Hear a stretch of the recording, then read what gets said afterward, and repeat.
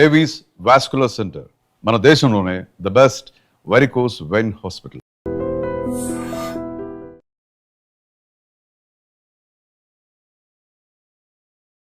Welcome to iDream media. So BP చాలామంది ఈ సమస్యతో ఇబ్బంది పడుతూ ఉన్నారు. చిన్న వయసులోనే 20 years ఆఫ్ ఏజ్లోనే హై బీపీ అనేది ఇబ్బంది పెడుతుంది.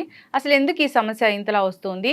మరి బీపీకి ట్యాబ్లెట్స్ వాడాల్సి వస్తే జీవితాంతం వాడాల్సిందని వివరాలు తెలుసుకుందాం. ఈరోజు మనతో పాటు ఉన్నారు ప్రముఖ general physician doctor Prashanth Reddy garu from Renova hospitals, Banjara hills. Doctor garu నమస్తే అండి. నమస్కారం అండి. డాక్టర్ గారు, జనరల్గా హై బీపీ సో ఒకప్పుడంటే 40-50 ఏళ్లలో చూసేవాళ్ళము. ఇప్పుడు అలా కాదు, 20 years ఆఫ్ ఏజ్ నుంచి చూస్తూ ఉన్నాము. అసలు ఏంటి హై బీపీ, ఎందుకు వస్తుంది? హై బీపీ జనరల్గా రావడానికి 2-3 కారణాలు ఉంటాయండి మెయిన్గా. సో జనరల్లీ ఎప్పుడైనా సరే మనము ప్రైమరీ సెకండరీ కాజెస్ అని చెప్పి చూస్తాం. సో జనరల్గా ఎసెన్షియల్ కాజెస్, ప్రైమరీ కాజెస్ ఏంటంటే మనం ఏదైతే మనం మాడిఫై చేసుకోగలుగుతామో, లైక్ మన ఒబిసిటీ కానివ్వండి, మన తినే లైఫ్ స్టైల్స్ కానివ్వండి, హై షుగర్స్, ఇలా మనం మాడిఫై చేసుకునే వాటిని మనం మాడిఫైయబుల్ రిస్క్ ఫ్యాక్టర్స్ అంటాం. సో ఈ రిస్క్ ఫ్యాక్టర్స్ ఏవైతే మనం మాడిఫై చేస్తామో దాంతో మనం బీపీని తగ్గించుకోవచ్చు. కొన్ని నాన్ మాడిఫైయబుల్ రిస్క్ ఫ్యాక్టర్స్ అంటాం.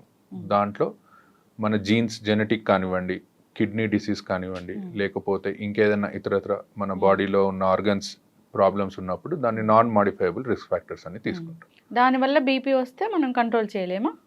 ఇప్పుడు మాడిఫైయబుల్ రిస్క్ ఫ్యాక్టర్స్ ని మనం రోజువారీ మన లైఫ్ స్టైల్ మాడిఫికేషన్స్ చేసుకుంటే, లైక్ కరెక్ట్ ఫుడ్ తినడము, తక్కువ షుగర్స్ తినడం, టైంకి తినడం లాంటివి చేసుకుంటే జనరల్ గా ఏ ఏజ్ లో అయినా మన బీపీని కంట్రోల్ చేసుకునే ఛాన్స్ ఉంటుంది. అదే మన జెనెటిక్ ఫ్యాక్టర్స్ లేదా ఏదైనా ఆర్గన్ డిసీజ్ వల్ల వచ్చేవి మాత్రం దానికి సంబంధించిన మెడిసిన్స్ వాడి దాని పరంగా మనం తగ్గించుకోవడం జరుగుతుంది. ఓకే, అంటే ఇప్పుడు మాడిఫైబుల్ రిస్క్ ఫ్యాక్టర్స్ అంటాము. సో దాని వల్ల వచ్చే బీపీని మనం పూర్తి స్థాయిలో తగ్గించుకోవచ్చు, టాబ్లెట్స్ కూడా మానేయొచ్చా? మోస్ట్ ఆఫ్ ద టైమ్స్ అండి. ఇప్పుడు యంగ్ పీపుల్ జనరల్గా ఇప్పుడు మనం తీసుకుంటే ఎక్కువగా లేటెస్ట్గా 30 నుంచి 35 years వాళ్ళకు కూడా హై బీపీ లాంటివి చూస్తూ ఉంటాం. దానికి మెయిన్ కారణం మన లైఫ్ స్టైల్ అండి. అంటే హై కార్బోహైడ్రేట్స్ లేకపోతే ఫ్యాట్ ఉన్న ఫుడ్ ఎక్కువగా తినడము, అసలు ఎక్సర్సైజ్ అనేది చేయకపోవడము, ఇలాంటివి హై సాల్ట్ ఫుడ్ తీసుకోవడం. సో ఇవన్నీ మనం కట్ డౌన్ చేసుకుంటే 100లో 90% of the people definitely tablet లేకుండా ఉండొచ్చు. ఓకే, డాక్టర్ గారు, సో ఈ ఏదైనా కిడ్నీ ఇష్యూస్ వల్ల లేదా ఇతర ఆర్గన్ డ్యామేజ్ అవ్వడం వల్ల లేదా జెనెటికల్గా అన్నారు, అది వచ్చింది. సో వాళ్ళు లైఫ్ స్టైల్ చేంజ్ చేసుకున్నారు. సో బీపీ అనేది కంట్రోల్లో ఉంటుందా? పూర్తి స్థాయిలో తగ్గించుకోవడానికి ఛాన్స్ అనేది ఉండదా? ఉంటుందండి, అలానే ఏం లేదు. 50% ఆఫ్ ద పీపుల్లో ఇఫ్ ఒకవేళ మనం ఎర్లీగా డిసీజ్ని కనుక్కున్నట్టయితే, మనం ఒకవేళ లైఫ్ స్టైల్ మాడిఫికేషన్స్ చేసుకుంటే డెఫినెట్లీ మనము యంగ్ ఏజ్లో డెఫినెట్లీ మనము టాబ్లెట్ లేకుండా ప్రయత్నం చేయొచ్చు. కాకపోతే ఏంటంటే వాళ్ళు ఫ్రీక్వెంట్గా ఫాలో అప్లో ఉండాలి. సో అప్పుడు మనం ఏంటంటే ఏమాత్రం బీపీ పెరిగినట్టు అనిపించినా వాళ్ళని మెడిసిన్ మీద స్టార్ట్ చేసుకోవాలి. ఓకే, డాక్టర్ గారు, అసలు బీపీ లెవెల్స్ అంటే ఏది హై బీపీ, ఏది నార్మల్ అంటారు? జనరల్గా మనము అమెరికన్ హార్ట్ అసోసియేషన్ అనే వాళ్ళది గైడ్ లైన్స్ ప్రకారం బీపీ అనేది తీసుకుంటాము. సో అందులో ఎప్పుడైనా 120/80 అంటే మనం అందరం బీపీ చూసిన వాల్యూ చెప్తూ ఉంటారు. పైంది సిస్టాలిక్ అని, కింది డయాస్టాలిక్ అని అంటాము. సో 120/80 కంటే ఎక్కువ వెళ్తుంది అంటే పేషెంట్కి బీపీ వచ్చే లక్షణాలు స్టార్ట్ అవుతున్నాయని అర్థం. సో 140/80 కంటే ఎక్కువ వెళ్ళింది అనుకోండి, కంపల్సరీ దాన్ని మనం బీపీ కిందే పరిగణిస్తాం.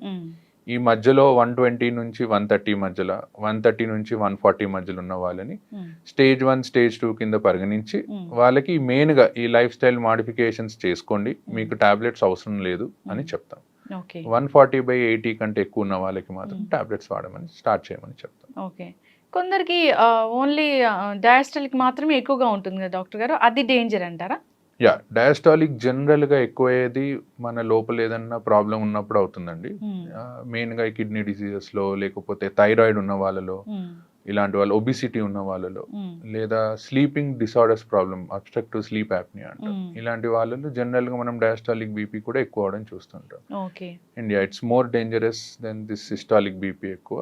సో దానికి కంపల్సరీ మెడిసిన్ వాడాల్సిందే. ఓకే, డయాస్టాలిక్ ఎక్కువ ఉన్నప్పుడు డయాస్టాలిక్ 90 కంటే ఎక్కువ ఉంటే మేము డెఫినెట్లీ ఫస్ట్ మెడిసిన్ అడ్వైస్ చేస్తాము, ఆ లైఫ్ స్టైల్ మాడిఫికేషన్స్ తో పాటు.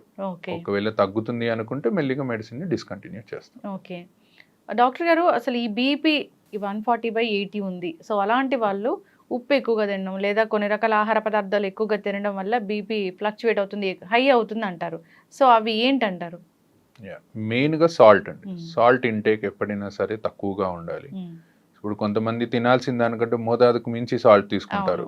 సో ఫస్ట్ అది కట్ డౌన్ చేయాలి. దాంతోపాటు హై కొలెస్ట్రాల్ ఉన్న ఫుడ్ని ఎప్పుడైనా కట్ చేయాలి. కొలెస్ట్రాల్ ఎక్కువ అవుతే మన బ్లడ్ వెళ్ళేది తక్కువ స్పీడ్లో ఎక్కువగా వెళ్తుంది. సో ప్రెషర్ అనేది పెరుగుతూ పోతుంది. సో హై కొలెస్ట్రాల్ ఉన్న ఫుడ్స్ కానీ హై సాల్ట్ ఉన్న ఫుడ్స్ కానీ అవాయిడ్ చేసుకుంటే డెఫినెట్లీ మనం ఒక 5 to 10 డిఫరెన్స్ చూడొచ్చు బీపీలో. ఎస్, ఖచ్చితంగా డాక్టర్ గారు. సో డాక్టర్స్ టాబ్లెట్స్ ప్రిస్క్రైబ్ చేశారు. సో ఏ టైంలో, అంటే ప్రతిరోజు ఒకటే టైంలో వేసుకోవాలా, ఎప్పుడైనా టైం మారితే ఏమైనా ప్రాబ్లమా? సో టాబ్లెట్ వేసుకున్నామా లేదా అని మర్చిపోయి ఇంకో టాబ్లెట్ వేసుకుంటే ఏం జరుగుతుంది? జనరల్గా మన బాడీకి ఒక లైఫ్, మనకి ఎలా అయితే లైఫ్లో ఒక క్లాక్ లాగా ఉంటుందో మన బాడీకి కూడా ఒక క్లాక్ ఉంటుందండి. ఆ క్లాక్ ప్రకారమే మన హార్మోన్స్ రిలీజ్ అవ్వడము, మరి పని చేయడం లాంటివి ఉంటాయి. సో అందుకే జనరల్గా either mornings or evenings we advise. So either morning before 9 o'clock అట్లా లేదా 10 o'clock లోపు, ఈవినింగ్స్ అది అడ్వైస్ చేస్తాం. సో టైం ప్రకారం తీసుకుంటే ఏంటంటే మన బాడీకి సర్కేడియన్ రిథమ్ అని ఉంటుంది, దానికి బాడీకి అడ్జస్ట్ అయ్యి టాబ్లెట్ సరిగ్గా పనిచేస్తుంది. టాబ్లెట్ సరిగ్గా తీసుకోకపోవడం అంటే కొంతమంది ఒక రోజు తీసుకుంటారు, 2 రోజులు తీసుకోరు, మళ్ళీ తీసుకుంటారు. సో దానివల్ల మోర్ డేంజర్ దాని టాబ్లెట్ తీసుకోకపోవడం. సో దానివల్ల ఏమవుతుందంటే బాడీకి పని చేయాలా పని చేయొద్దా అనే దాంట్లో పడిపోయి టాబ్లెట్ పనితనం ఇంకా తగ్గిపోతుంది. ఓకే, అంటే ఒక రోజు 2 రోజులు తీసుకోవడం మానేస్తే మళ్ళీ తర్వాత స్టార్ట్ చేస్తే అలా అంటే దాన్ని ఫ్రీక్వెంట్ గా చేస్తే ఎప్పుడన్నా ఒకసారి అనేది అందరూ మర్చిపోతారు, that's okay, but maximum times మర్చిపోకుండా రోజు వేసుకోవడం is better option. Yes doctor గారు, ఫీవర్స్ వచ్చినప్పుడు నార్మల్గా డోలో అలాంటివి వేసుకుంటూ ఉంటారు. సో అది డాక్టర్ దగ్గరికి వెళ్ళే పని లేకుండా ఇంట్లో over the counter of medicine వాడుతూ ఉంటారు. సో హై బీపీ ఉన్నవాళ్ళు ఇలాంటి డోలోలు వేసుకోవచ్చా? సో అలాంటప్పుడు బీపీ టాబ్లెట్ వేసుకోవచ్చా లేదా? సో జనరల్గా బీపీలో 2 types చూస్తామండి. ఇప్పుడు ఫీవర్ వచ్చినప్పుడు కొంతమందికి బీపీ పెరగొచ్చు, కొంతమందికి తగ్గొచ్చు. సో ఇన్ఫెక్షన్ చాలా ఎక్కువ ఉందనుకోండి, అప్పుడు బీపీ అనేది బాగా తగ్గిపోతూ ఉంటుంది. సో దాన్ని మనం షాక్ అని అంటాము సిచ్యువేషన్. సో అందుకే ఎప్పుడైనా హై గ్రేడ్ ఫీవర్ వస్తే మీరు డోలో ఇంట్లో వేసుకున్నా సరే వెళ్ళి డాక్టర్ని కలవండి. కలిసి ఒకసారి బీపీ చెక్ చేసుకుంటే తక్కువగా ఉంటే అప్పుడు పేషెంట్ కండిషన్ని బట్టి టాబ్లెట్ ఆపేయాలా డోస్ తగ్గించాలా అనేది డాక్టర్ కెన్ డిసైడ్. ఎస్, ఖచ్చితంగా డాక్టర్ గారు. చాలా మంది ఈ మిస్టేక్ అనేది చేస్తూ ఉంటారు. ఎస్, దానివల్ల ఇబ్బందులు అయితే వస్తూ ఉంటాయి. ఎస్, ఏదైనా ఒక ఇష్యూ వచ్చినప్పుడు అప్పుడే కొత్తగా టాబ్లెట్స్ స్టార్ట్ చేశారు బీపీ టాబ్లెట్స్ అన్నప్పుడు ఇంట్లో మానిటర్ చేసుకోండి, మార్నింగ్ ఈవినింగ్ బీపీ లెవెల్స్ అని అంటారు. సో ఆ బీపీ లెవెల్స్ మానిటర్ చేసుకున్నాక నెక్స్ట్ ఎలాంటి టాబ్లెట్ రాయాలి, తక్కువ రాయాలా, డోసు ఎక్కువ రాయాలా, అలా చెప్తూ ఉంటారు కదా డాక్టర్ గారు. సో అప్పుడు ఏదైనా ఒక 2-3 రోజులు ఫ్లక్చువేట్ అయ్యి 2-3 రోజులు హైగా అయ్యి తర్వాత నార్మల్గా ఉంది లేదా లో అయిపోయినప్పుడు అప్పుడు టాబ్లెట్స్ రాయడం అనేది ఎలా ఉంటుంది, ప్రిస్క్రైబ్ చేయడం అనేది ఎలా ఉంటుంది? జనరల్గా ఎవరికైనా ఫస్ట్ టైం బీపీ వచ్చినప్పుడు అండి, ఎక్కువగా యంగ్ ఏజ్ వాళ్ళకి, let's take less than 50 years young age వచ్చిన వాళ్ళకి మేము ఏం చెప్తామంటే దేర్ ఇస్ హై ఛాన్స్ మన లైఫ్ స్టైల్ మార్చుకొని ఇలా చేసుకొని మనం బీపీ తగ్గించుకోవచ్చు అని. అండ్ ఒక్కొక్కసారి డాక్టర్ దగ్గరకు వచ్చినప్పుడు రీడింగ్ అనేది ఎక్కువ రావచ్చు. వైట్ కోట్ హైపర్ టెన్షన్ అంటాము, అంటే డాక్టర్ని చూడగానే బీపీ అనేది పెరుగుతూ వెళ్తుంది. సో అలాంటి వాళ్ళకి ఏం చెప్తామంటే మీరు ఒక 3 to 5 days 2 times in a day check చేసుకోండి రీడింగ్స్ అని. సో కన్సెక్యూటివ్ రీడింగ్స్ అండి, అంటే 3 consecutive రీడింగ్స్ 3 సార్లు ఎక్కువ వచ్చాయనుకోండి డెఫినెటివ్గా టాబ్లెట్ స్టార్ట్ చేస్తాం. సో 3 సార్లు కాకుండా ఒకసారి వచ్చింది మిగతా 2 times తక్కువ వచ్చింది అలా అనుకుంటే first life style modifications advice చేస్తాం. ఎస్, ఖచ్చితంగా డాక్టర్ గారు. సో బీపీ మిషన్స్ చాలా డిజిటల్ మిషన్స్ వచ్చాయి.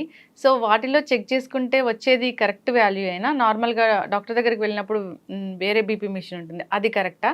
సో ఎట్లా అంటారు? ఎలక్ట్రానిక్ మిషన్స్కి మేము చూసే మిషన్స్కి ఏంటంటే మెర్క్యూరీ ఉంటుందండి మేము చూసే మిషన్స్లో, it's much more accurate. Electronic మిషన్స్లో ఒక 5 mm వరకు డిఫరెన్స్ ఉంటుంది. బట్ మెయిన్గా మిషన్ కంటే ఎక్కువ చూసే పొజిషన్ అండి, చూసే పొజిషన్, చూసే టైమ్. సో ఎప్పుడైనా సరే బీపీ మిషన్ అనేది మన లెవెల్ ఆఫ్ హార్ట్ దగ్గరికి ఉండాలన్నమాట. సో ఎవరన్నా కూర్చొని బీపీ చూసుకుంటున్నారు అనుకుంటే బీపీ మిషన్ ఒక టేబుల్ మీద పెట్టి మన హార్ట్ లెవెల్లో ఉండేటట్టు, పడుకున్నప్పుడు మన పక్కన హార్ట్ లెవెల్లో ఉండేటట్టు చూసుకోవాలి. సో అలా చూసుకుంటే 90% ఆఫ్ ద టైమ్స్ రీడింగ్స్ కరెక్టే వస్తాయి. అండ్ మీరు అన్నట్టు దీనికి అండ్ మనం ఇంట్లో చూసుకునే ఎలక్ట్రానిక్ మిషన్స్కి ఒక 5 mm వరకు డిఫరెన్స్ ఉంటుంది. అండ్ బోత్ హ్యాండ్స్లో కూడా మీరు ఒకవేళ చూసినా at the same time 5 to 10 mm of HG difference అనేది ఉంటుంది. ఎస్, ఖచ్చితంగా డాక్టర్ గారు. ఏదైనా కానీ ఈ బీపీ వచ్చినప్పుడు జాగ్రత్తలు తీసుకోవాలని కోరుకుందాం. చాలామంది ఫాలోఅప్స్ కూడా వెళ్ళరు. సంవత్సరాలు తరబడి అదే మందులు వాడుతూ ఉంటారు. సో అలా వాడటం కూడా డేంజరే కదా డాక్టర్ గారు? యా అండి, most important thing is follow up అండి. సో బికాజ్ ఏంటంటే కొన్ని టాబ్లెట్స్ కొన్ని కండిషన్స్లో డిస్కంటిన్యూ చేస్తాం. సపోజ్ ఒక 50-year పర్సన్కి మనం టాబ్లెట్ స్టార్ట్ చేసాం అనుకోండి, బై 60 years వచ్చేసరికి ఆయనకి వేరే ఏదైనా కాంప్లికేషన్ ఏదైనా ఉండొచ్చు. ఏజ్ పరంగా కిడ్నీ ప్రాబ్లం ఉండొచ్చు, డయాబెటీస్ వచ్చి ఉండొచ్చు, హార్ట్ ఇష్యూ వచ్చి ఉండొచ్చు. అలాంటప్పుడు ఆ టాబ్లెట్ కంటిన్యూ చేయాలా డిస్కంటిన్యూ చేయాలా అనేది మేము కండిషన్ని బట్టి మారుస్తూ ఉంటాం. సో ఫ్రీక్వెంట్ ఫాలోఅప్స్, ఎక్కువగా కుదరకపోయినా అట్లీస్ట్ ఒక 3 to 4 monthsకి ఒక్కసారైనా డాక్టర్ని వెళ్ళి కలవడం, ఏం టాబ్లెట్స్ వాడుతున్నారో చూడడం, అండ్ ఫ్రీక్వెంట్గా కిడ్నీ చెకప్ అనేది ఒకటి చేయించుకుంటూ ఉంటే బెటర్. బీపీ ఉంటే కిడ్నీ కూడా ఫెయిల్ అవుతుందని చెప్తారు కదా డాక్టర్ గారు? యా, జనరల్గా ఏంటంటే ఏ బీపీ కానివ్వండి, డయాబెటీస్ కానివ్వండి, మన బాడీలో కిడ్నీని, హార్ట్ని, ఐస్ని ఒకవేళ ఎక్కువగా ఉన్నాయి అనుకోండి లెవెల్స్, డ్యామేజ్ చేస్తూ ఉంటాయి. సో ఇవి లాంగ్ టర్మ్గా బాడీలో మనకి ఎర్లీ ఏజ్లో బీపీ వచ్చినట్టయితే లాంగ్ టర్మ్గా కాంప్లికేషన్స్ వచ్చే ఛాన్స్ ఎక్కువగా ఉంటుంది. ఓకే. కానీ మనం ఫ్రీక్వెంట్గా ఒకవేళ చెకప్ చేయించుకొని టాబ్లెట్స్ కరెక్ట్గా వాడితే మాత్రం మోస్ట్ ఆఫ్ ద టైమ్స్ ఎవరికి కిడ్నీ డిసీజెస్ అనేవి రావు. బీపీ పేషెంట్స్ని తీసుకెళ్ళినప్పుడు డాక్టర్స్ అడుగుతుంటారు బ్లర్ విజన్ ఏమైనా ఉందా మీకు అని. అది ఎందుకు డాక్టర్ గారు? బేసికల్గా హైపర్ టెన్సివ్ రెటినోపతి అని అంటామండి. అంటే హై బీపీ ఉండడం వల్ల ఐస్ డ్యామేజ్ అవుతూ ఉంటాయి, ఆ రెటీనా అనేది డ్యామేజ్ అవుతూ ఉంటుంది. అండ్ సో దానికోసం ఏంటంటే ఎవరైనా కొత్తగా బీపీ డయాగ్నోస్ అయిన వాళ్ళు, హై బీపీతో డయాగ్నోస్ అయిన వాళ్ళకి ఫస్ట్ వెళ్ళి ఒకసారి ఐ చెకప్ చేయించుకోమని చెప్తాం. ఎందుకంటే మనకి ఎన్ని రోజుల నుంచి హై బీపీ ఉందనేది తెలీదు, ఎంత డ్యామేజ్ అయిందనేది తెలీదు. సో ఒకసారి చెక్ చేయించుకొని దాని తర్వాత దెన్ వి గో అహెడ్. ఖచ్చితంగా డాక్టర్ గారు జాగ్రత్తలు అయితే తీసుకోవాలని కోరుకుందాం, ఫాలోఅప్కి వెళ్ళాలని కోరుకుందాం డాక్టర్ గారు. సో బీపీ అంటే అదేదో చిన్న విషయం కాదు. సో అది కంట్రోల్లో లేకపోతే ఆర్గన్స్ అనేవి డ్యామేజ్ అవుతాయి కాబట్టి జాగ్రత్తలు తీసుకోవాలని కోరుకుందాం. చాలా చక్కటి ఇన్ఫర్మేషన్ అండి, ధన్యవాదాలు. Thank you.